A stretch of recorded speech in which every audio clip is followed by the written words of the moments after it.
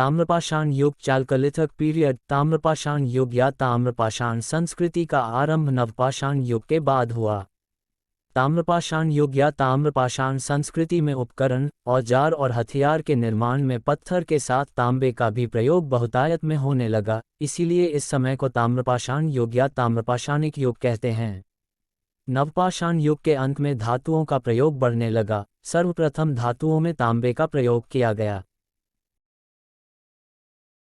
तो जिस संस्कृति ने पत्थर के साथ साथ तांबे का भी प्रयोग किया उसी संस्कृति को ताम्रपाषाणिक कहते हैं, जिसका अर्थ है पत्थर और तांबे के उपयोग की अवस्था। तकनीकी दृष्टिकोण से ताम्रपाषाण युग हड़प्पा की कांस्यकालीन संस्कृति से पहले की है, लेकिन भारत में हड़प्पा की कांस्य संस्कृति पहले आती है और अधिकांश ताम्रपाषाण युग की संस्कृतियां बाद में। ताम्रपाषाण युग के लोग पशुपालन और कृषि किया करते थे। वे मुख्य अनाज गेहूं, चावल के अलावा बाजरा, मसूर, उड़द और मूंग आदि दलहन फसलें भी उगाया करते थे।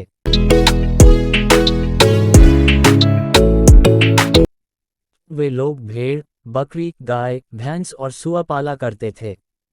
हिरन का शिकार करते थे। वह ऊंट से परिचित थे। इस बात के भी साक्ष्य ऊंट के अवशेष के रूप में प्राप्त हुए हैं। सामान्यतः इस संस्कृति या युग के लोग घोड़े से परिचित नहीं थे। ताम्रपाषाण युग के लोग समुदाय बनाकर गांवों में रहते थे तथा देश के विशाल भागों में फैले थे जहां पहाड़ी जमीनें और नदियां स्थित थीं। इतिहासकारों का मत है कि ताम्रपाषाण युगीन लोग पक्की ईंटों का प्रयोग नहीं करते थे। संभवतः वह पक्की ईंटों से परिचित नहीं थे। ताम्रपाषाण काल के लोग वस्त्र निर्माण करना जानते थे। साथ ही वह मिट्टी के खिलौने और मूर्ति टेराकोटा की के कारीगर थे। साथ ही कुंभकार, धातुकार, हाथी दांत के शिल्पी और चुना बनाने के कारीगर थे। ताम्रपाषाण काल के अधिकतर मृदभांड मिट्टी के बर्तन काले व लाल रंग के थे, जो कि चाक पर बनते थे। कभी कभी इन पर सफ़ेद रंग की रेखिक आकृतियां बनी रहती थी। मिट्टी की स्त्री रूपी मूर्ति से ज्ञात होता है कि ताम्रपाषाण कालीन लोग मातृ देवी की पूजा करते थे और संभवतः वृषभ सांड धार्मिक पंथ का प्रतीक था। भारत में ताम्रपाषाण काल की कई बस्तियां हैं। तिथिक्रम की दृष्टि से कुछ प्राक तथा हड़प्पीय हैं, कुछ हड़प्पा संस्कृति के समकालीन हैं तो कुछ हड़प्पोत्तर अर्थात हड़प्पा संस्कृति के बाद की हैं।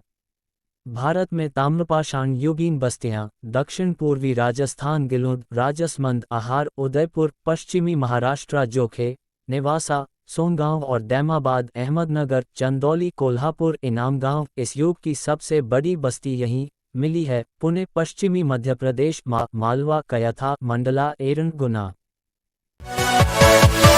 Yeah.